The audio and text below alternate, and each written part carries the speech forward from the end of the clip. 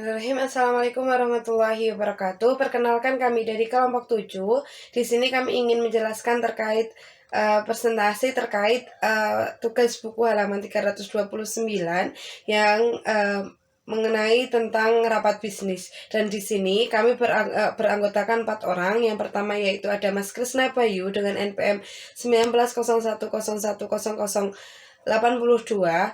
Yang kedua ada Mbak Nurul Aini dengan NPM 1901010093. Yang ketiga ada saya sendiri Nurbaiti Fauzia dengan NPM 1901010096. Dan yang terakhir ada Mbak Nafiatun Isrina dengan NPM 1901010099. Yang selanjutnya yaitu surat undangan rapat bisnis. Surat merupakan salah satu alat komunikasi yang digunakan pada zaman dahulu dan hingga saat ini masih dipakai untuk berkomunikasi.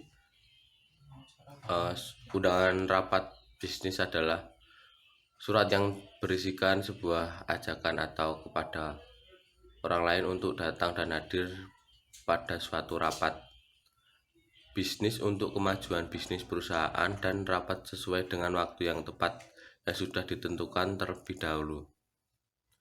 Rapat merupakan suatu bentuk musyawarah di mana digunakan untuk berbagai keputusan resmi, misalnya saja untuk membahas hal-hal penting kebijakan organisasi, perencanaan, dan lain sebagainya. Selanjutnya yaitu susunan atau format dari surat undangan resmi. Yang pertama itu ada kop surat. Kop surat itu merupakan bagian dari surat yang menjadi identitas sebuah perusahaan. Dan pembuatan kop surat itu sendiri bertujuan agar penerima dokumen bisa mengetahui asal surat tersebut, dan setiap undangan resmi setinya memiliki kop agar bisa menggambarkan si pengirim. Lalu yang kedua ada tanggal surat, di mana tanggal surat itu dibuat sebagai acuan waktu penulisan surat tersebut dibuat. Lalu yang ketiga ada nama atau pihak yang dituju dan nomor surat. Bagian ini wajib dicantumkan secara jelas supaya nama dan pihak yang dituju bisa mengetahui jelas tentang si pengirim surat. Lalu yang ketiga ada hal atau perihal undangan. Lalu yang kelima ada lampiran. Yang keenam ada alamat tujuan. Penulis alamat harus diperhatikan dalam surat. Alamat dituliskan secara singkat karena alamat yang lengkap akan dituliskan pada bagian sampul surat. Lalu yang ketujuh ada salam pembuka. Dan yang kedelapan ada isi surat. Di dalam isi surat itu terdapat maksud dan tujuan yang diadakannya undangan tersebut, dengan mencantumkan hari dan tanggal pelaksanaan, pokok bahasan, tempat, dan informasi penting lainnya. Lalu yang terakhir ada salam penutup. Berikan salam dan bagian penutup dan tambahkannya juga ucapan terima kasih dan tanda tangan penanggung jawab acara.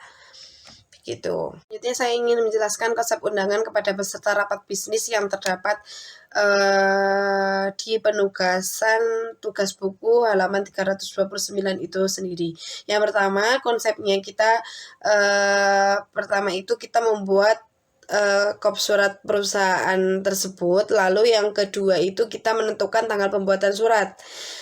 Dan yang ketiga kita mencantumkan nama yang pihak yang dituju dan nomor surat, serta yang keempat itu ada hal perihal undangan, yang perihalnya itu undangan rapat bisnis, dan yang kelima itu ada lampiran, dan yang keenam itu alamat tuju yang hendak kita tuju ketika mengirimkan undangan tersebut. Lalu yang ke-7 itu ada salam pembuka, dan yang ke-8 itu ada isi surat. Kalau di buku itu untuk rapatnya itu hari dan tanggal hari, tanggal, tempat itu sudah ditentukan.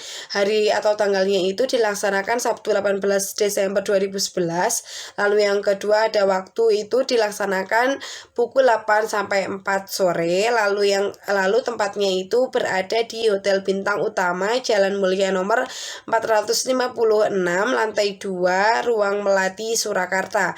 Agendanya itu untuk rapat bisnis. Dan yang terakhir kita bisa cantumkan salam penutup dan ucapan terima kasih, serta dicantumkan nama penanggung jawab pada acara tersebut. Kemudian yang selanjutnya adalah membuat konsep agenda rapat bisnis. Kemudian konsep agendanya adalah dari Departemen Pemasaran, nama rapatnya adalah rapat bisnis. Kemudian hari dan tanggalnya adalah hari Sabtu 18 Desember 2011. Kemudian tempatnya berada di Hotel Bintang Utama, Jalan Mulia nomor 456 di lantai 2, Ruang Melati, Surakarta. Kemudian waktunya jam 8 sampai jam 4 sore. Penyelenggaranya adalah Ketua Panitia Departemen Pemasaran. Kemudian topik yang akan dibahas adalah daya saing Indonesia sehubungan dengan dibukanya perdagangan bebas Cina ASEAN.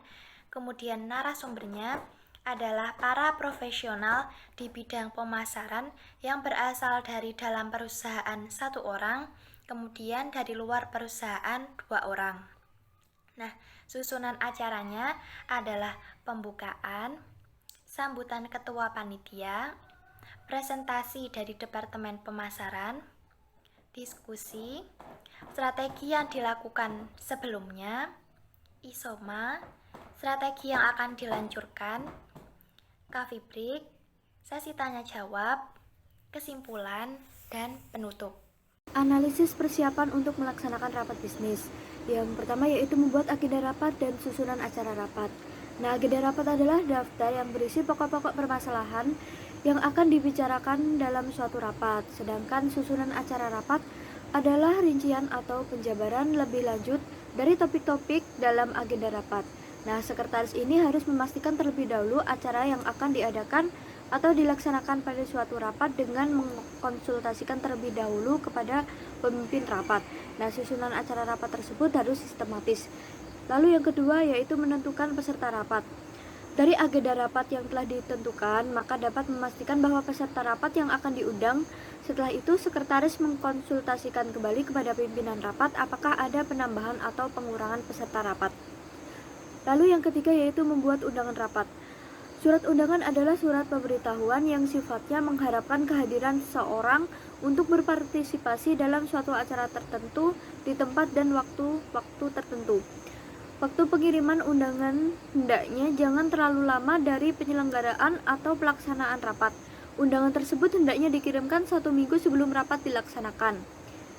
Selanjutnya, membuat daftar hadir rapat.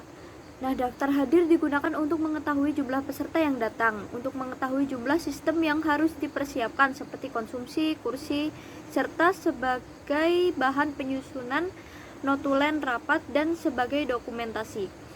Yang kelima yaitu mempersiapkan bahan untuk rapat. Bahan rapat yang perlu disiapkan berupa agenda rapat, notula atau hasil rapat yang lalu, bahan-bahan yang akan dibicarakan dalam rapat. Selanjutnya yang keenam yaitu mempersiapkan peralatan dan perlengkapan rapat. Peralatan dan perlengkapan yang harus dipersiapkan antara lain whiteboard, spidol penghapus, flip chart, LCD proyektor, sound system, map, block note serta ballpointnya, laptop atau komputer. Yang ketujuh yaitu mempersiapkan ruang rapat. Hal-hal yang harus dipersiapkan dalam ruang rapat sebagai berikut, yaitu cahaya yang diperlukan disesuaikan dengan kebutuhan luas ruangan. Lalu ventilasi udara yang sejuk agar ruangan tidak terlalu panas. Selanjutnya pengaturan tempat duduk yang harus disesuaikan dengan jumlah peserta dan luas ruangan. Selanjutnya yaitu transportasi. Karena rapat tidak diadakan di kantor, maka sekretaris harus mempersiapkan transportasi untuk peserta rapat. Selanjutnya yaitu ada konsumsi. Konsumsi rapat berupa makanan ringan atau snack atau makanan berat untuk para peserta rapat harus disiapkan agar para peserta rapat nyaman dalam mengikuti kegiatan rapat. Yang terakhir yaitu pengecekan persiapan rapat. Sebelum rapat dimulai atau pada H-1, sekretaris harus memeriksa segala persiapan untuk meyakinkan apakah segala sesuatunya telah siap untuk digunakan. Hal-hal yang perlu diperiksa antara lain sebagai berikut. Yang pertama yaitu apakah kursi telah cukup sesuai dengan jumlah peserta rapat, lalu apakah letak tempat duduk sesuai dengan fungsi dari setiap peserta rapat. Selanjutnya, apakah semua alat perlengkapan rapat telah tersedia dalam ruang rapat dan berfungsi dengan baik. Lalu, apakah bahan-bahan atau materi rapat yang akan dipergunakan dalam rapat telah disiapkan dalam satu map. Selanjutnya, apakah daftar hadir, agenda rapat, dan susunan acara telah disiapkan. Selanjutnya, apakah konsumsi rapat telah dipesan atau disiapkan. Sekian presentasi dari kelompok kami, ada kurang lebihnya mohon maaf. Wassalamualaikum warahmatullahi wabarakatuh.